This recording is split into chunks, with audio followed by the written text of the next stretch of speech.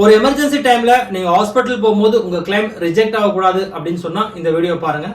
Step by step எப்படி claim apply பண்ணணும், cashless claim plus reimbursement claim ரெண்டுமே இந்த வீடியோல சொல்லியிருக்கேன். Prepare for hospitalisation. எல்லா ஹாஸ்பிட்டலைசேஷனும் இமிடியேட்டா அட்மிட் ஆகணுன்ற ஆப்ஷன்ல வராது. 95% பாத்தீங்கன்னா உங்களுக்கு முதல்லயே தெரிஞ்சிடும். ஒரு 2 நாள் 3 நாள் முன்னாடியே நமக்கு தெரிஞ்சிடும். நீங்க என்ன பண்ணலாம்னா ப்ரீ அப்ரூவல் வாங்கலாம் அந்த ஹாஸ்பிட்டல்ல. இன்சூரன்ஸ் டெஸ்க்கை போய் நீங்க பார்க்கணும். கண்டிப்பா ரிசப்ஷன்ல போய் கேட்காதீங்க. இன்சூரன்ஸ் டெஸ்க்ல போயிட்டு உங்க பாலிசி டாக்குமெண்ட் கொடுத்துட்டு என்னென்ன டாக்குமெண்ட்ஸ் தேவைப்படும்ன்ற லிஸ்ட் கொடுத்துருக்கேன். உங்களுக்கு ப்ரீ அப்ரூவல் வேணும் அப்படின்னு நீங்க கேட்டீங்க அப்படின்னு சொன்னா உங்களுக்கு நீங்க அட்மிட் ஆகிறதுக்கு முன்னாடியே அப்ரூவல் கிடைச்சிரும். கேஷ்லெஸ் ட்ரீட்மெண்ட் வந்து ரொம்ப ரொம்ப ஸ்மூத்தா இருக்கும். ஒரு விஷயம் ஞாபகம் வச்சுக்கணும், இன்சூரன்ஸ் கம்பெனிக்கும் கேஷ்லெஸ்ஸா பே பண்ணும் போது தான் ப்ராஃபிட் அதிகம். அவங்களும் கேஷ்லெஸ் தான் பே பண்ணணும்னு விருப்பப்படுவாங்க. நம்ம 2 டேஸ்க்கு முன்னாடியே அப்ரூவல் வாங்கிட்டோம்னா ரொம்ப ரிலாக்ஸா ஹாஸ்பிட்டலைசேஷன் அட்மிஷன் எடுத்துக்கலாம்.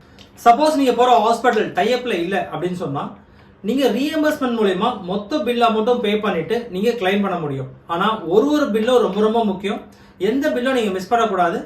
என்னென்ன பில் தேவைப்படும்ன்றது லிஸ்ட் கொடுத்துருக்கேன். இன்சூரன்ஸ்ல ரொம்ப முக்கியம் உங்க கிளைம் ஃபாலோ அப் தான். எல்லாமே நம்ம கரெக்டா பண்ணியிருந்தாலும் உங்க கிளைமை வந்து ட்ராக் பண்ணிக்கிட்டே இருக்கணும். என்ன ரீசன்னா இன்சூரன்ஸ் கம்பெனி எப்போ வேணாலும் உங்களோட ஃபர்ஸ்ட் கன்சல்டேஷன் பேப்பர் கொடுங்க, இல்ல டாக்குமெண்ட் ரெக்யர்மெண்ட் ஏதாச்சும் இருக்கு அப்படின்னு சொன்னா உங்களுக்கு மெயில் அனுப்புவாங்க. நம்ம மெயிலுக்கு ரெஸ்பாண்ட் பண்ணா மட்டும்தான் நம்ம கிளைம் நெக்ஸ்ட் லெவலுக்கு மூவ் ஆகும். அதனால உங்களோட கிளைமை நீங்க ட்ராக் பண்ணிக்கிட்டே இருந்தீங்கன்னா 100% உங்க கிளைம் கிடைச்சிடும்.